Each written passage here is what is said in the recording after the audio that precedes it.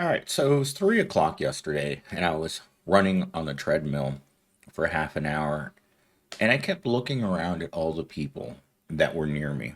There was maybe 10 to 15 people total in an area that had 100 machines. Everyone was very well spaced out from one another, and I thought about the unspoken rule at most gyms is that you just don't talk to anyone. You can float right next to a person. They may look at you and smile, but that's where you start noticing the hollow faces that our society has become one that's so disconnected that when you look at another person's face, you don't even see a human anymore. You see the outline of the human face, but inside the eyes, the intelligence is gone.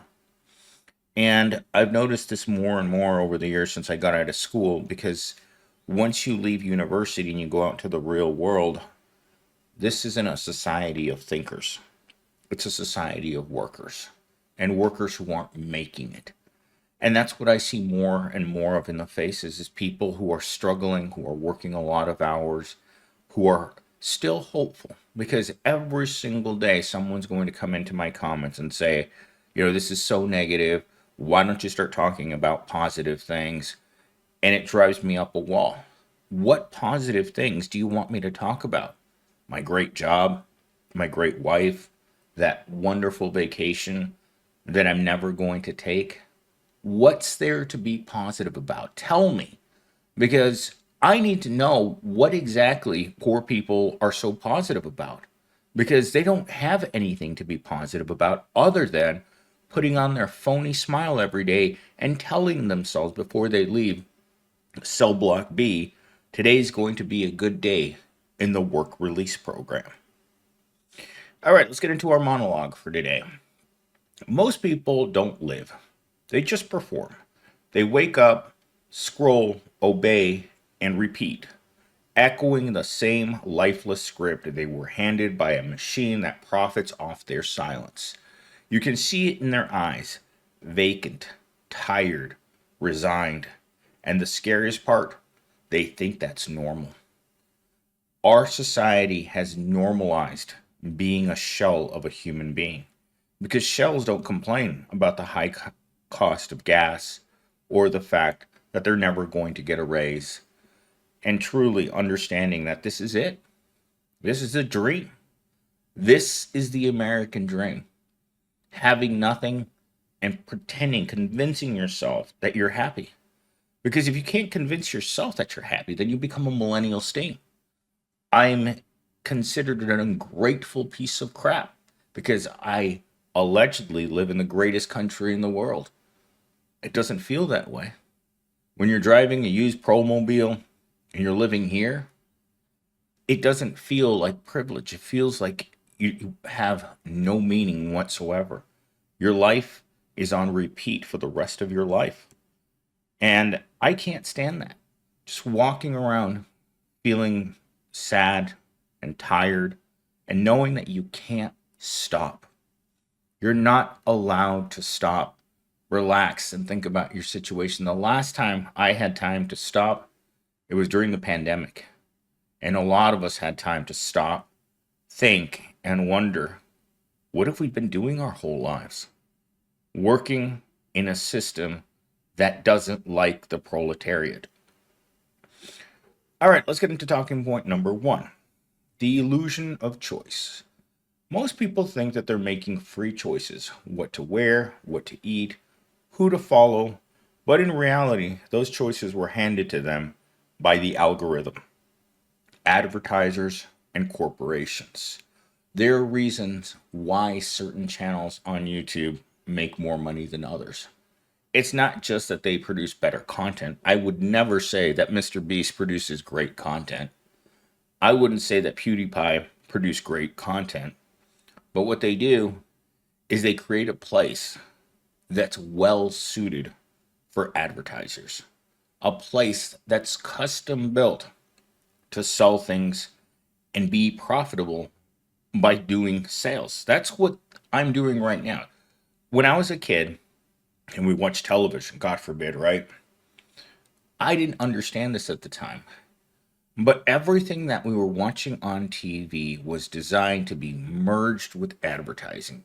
That's why there are ad campaigns for video games that include Mountain Dew, Doritos, Hot Pockets, whatever other institution.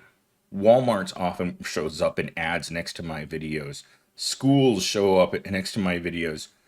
It's all about an algorithm that needs content to merge it with sales and advertising. That's all this is. So when I think back to all the commercials I watched as a child, and I swear to God, this is the worst one, and I've mentioned this in many videos, but I cannot buy any other detergent other than Tide because I watched probably a million Tide commercials. Sometimes you'd have two Tides commercials in one commercial break because remember, you got to watch about 12 minutes of programming and you had to watch 3 to 5 minutes of commercials every hour on the hour for hours. When I was a little kid, I would watch 10 to 14 hours of TV. I'd get up at 4, sometimes 4 to 5 o'clock in the morning because that's when the really good cartoons would come on. And then I just watched TV until 10 o'clock the next night. And that was my schedule for many years. And so that means I consumed a lot of commercials to the point where I can't stand looking at commercials anymore. Like every once in a while, I'll be somewhere. Like I was with Mello the other day, and we were sitting in a lobby, and I looked up at the TV, and I started seeing commercials for things that I didn't even know existed. And that's how removed I am from anything new. I try not to consume anything. And when someone tells me that they just clicked on an ad on a web page, it infuriates me when people click on ads. Or when I start seeing ads on my newspapers for things that I've been talking about. That's another thing I really don't like. What feels like freedom is just curated set of options meant to keep you predictable, obedient, and profitable. Besides being able to exploit you through your labor, it is very profitable. This is a consumer economy. It is profitable to have the proles using every single penny that they get from the corporations and invest them right back. Walmart's a number one example of this is that Walmart employees typically qualify for food stamps, especially if they have kids. If they're a Walmart family, they're going to buy food in the cheapest place possible, meaning you work and spend in the same place. And I think we're going to get to a future very soon where corporations aren't going to pay us in money anymore. They're just going to pay us like the company store during the mining days, where they pay you in their own currency and you can only use your money within their store. Think of what a gift card is. It's money that you can only use at a specific place. And they love that. Corporations make millions and millions, billions of dollars off of gift cards because they're a company store card. Someone gives you that card, you can only take it to Subway or, I don't know, Burger King or Pizza Hut. You can only use it there. And their corporations love where they can force people into making them more profitable while they pay them next to nothing. The obedience is there. Earn your money here, spend your money here, and it becomes very predictable about how profitable you're going to be. Although, with the proletariat making significantly less money, less buying power these days, even if you're working at Walmart, you're going to be buying less, especially as prices go up due to tariffs. Does anybody, does any rich person care about this? No, absolutely not. Because someone asked me yesterday in the live stream, it's like, do you think Walmart will help with the tariffs? No. Walmart just passes the pain of what they have to pay onto the consumer. Will they raise the wages of their Walmart employees? Absolutely not. Because what do corporations always say when you ask why you won't raise it? They can't afford it. That's what every single one of them will say. We can't afford to raise wages. It's just not possible. If we raise wages, then we're going to have to cut jobs. And that scares everyone so much they shut up. Talking point number two: social scripts are replacing real connections. From school to work to relationships, most people are just reciting what they've been taught to say. Phrases like, "How are you?" "Living the dream." Sounds like connections, but they're just recycled lines. The recycled lines use is especially powerful right now. It's Monday morning. I have to be at work. In less than an hour, you're going to get to work. You're going to sit down. And then you're going to have the messages start coming in one after another as every business office in the country checks in with me for this evil corp, because Monday mornings are notoriously busy for people, because I don't know why this is, but people have a tendency to lose their minds once they go home on Friday. It's like the ultimate ecstasy of the pros. They get home and they forget everything about work. They forget their passwords, they forget their computers, they forget how to turn them on, they forget everything. It's like a complete reset. It's like they show up at work Monday morning and it's Groundhog Day. And that puts an incredible strain on the very few people who keep that system intact. I don't know why this is, but it's a phenomenon that I've seen my entire life working in this industry. People come back and they have to be reset. And you sit there and you ask them, it's like, well, what are your secret question answers? And they'll ask you this question, and I kid you not. Hey, do you know what my secret question is? The answer to my secret question to reset my password? And I'm like, how would I ever know that? We're not that close. I don't know you. I don't know your family. I don't know your dog's name or your daughter's name.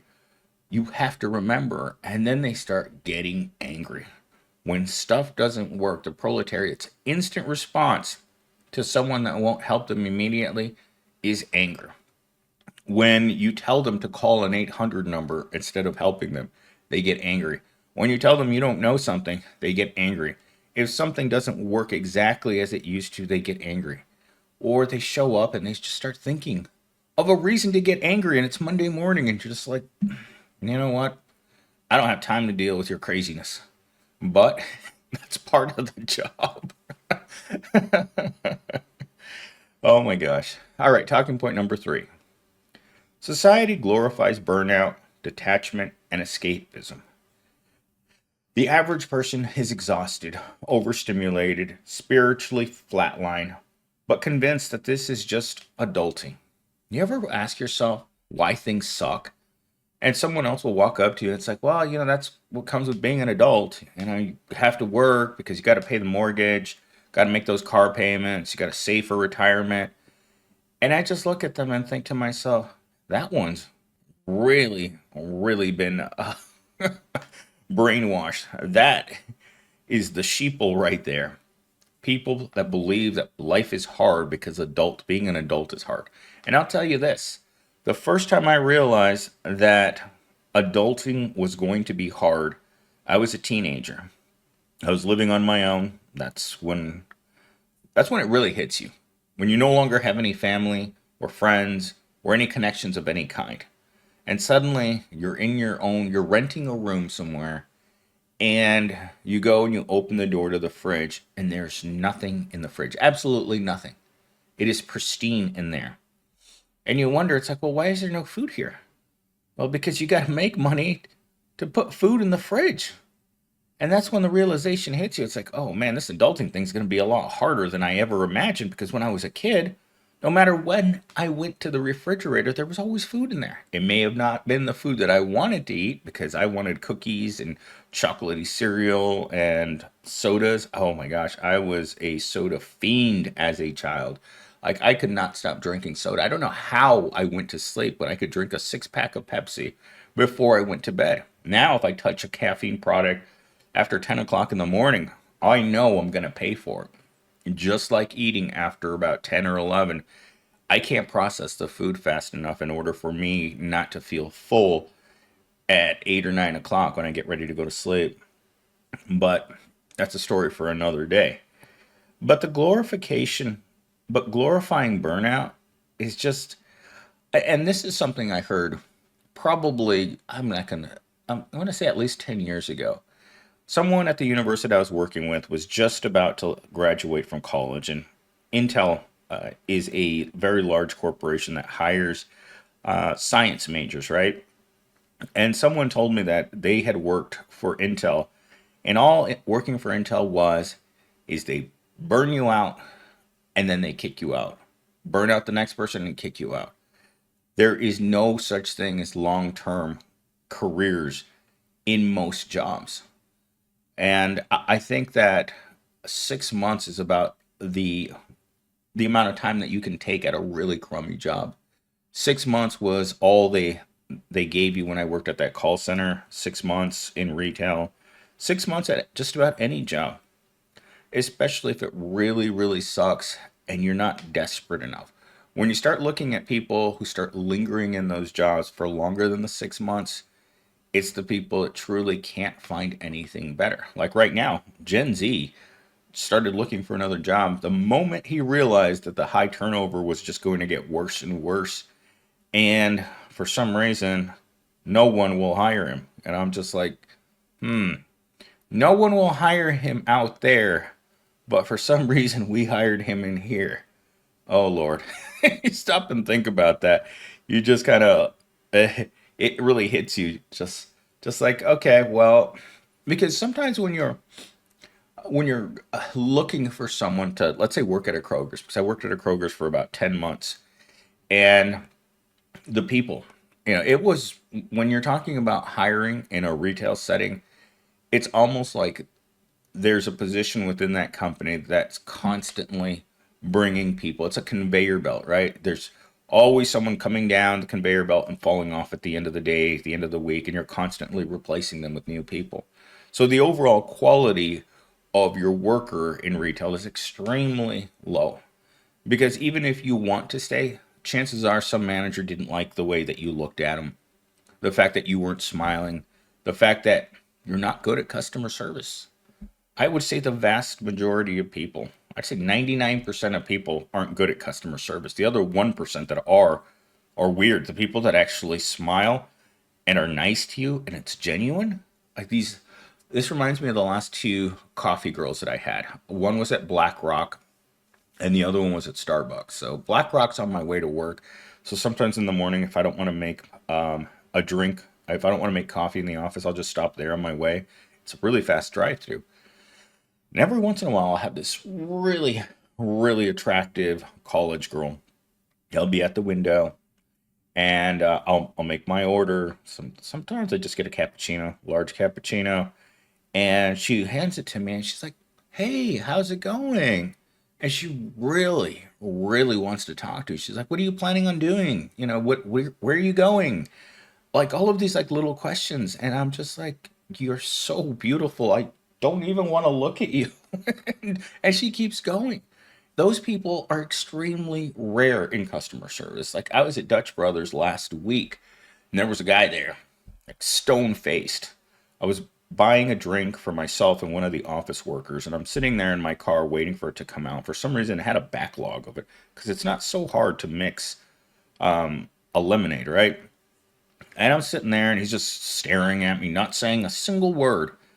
And I look in there, and there's like three or four really, really like good looking women working back there. And I'm like, why would they put this guy with that stone face here to work the window when they could have put any one of these more cheerful women in that position? Because, and this is something I heard many times throughout my career at Kroger's pushing shopping carts, is that people would stop me in the parking lot and say, "Why are you working this job? You're 30 years old, and this job was designed for a girl who's in high school."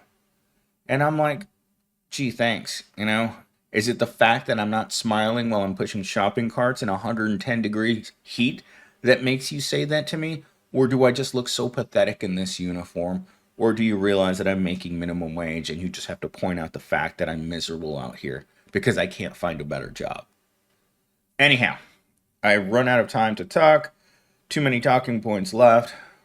You guys are going to be watching this. It's not complete right now. As I've said before, working on the thumbnail, working on the description, working on the other stuff around the video takes more time than I have. Right now, I have to get ready to go to work, and hopefully I will, today's my last day living here, by the way. So if you're listening to this right now, this may be the last video that I ever make sitting in this chair.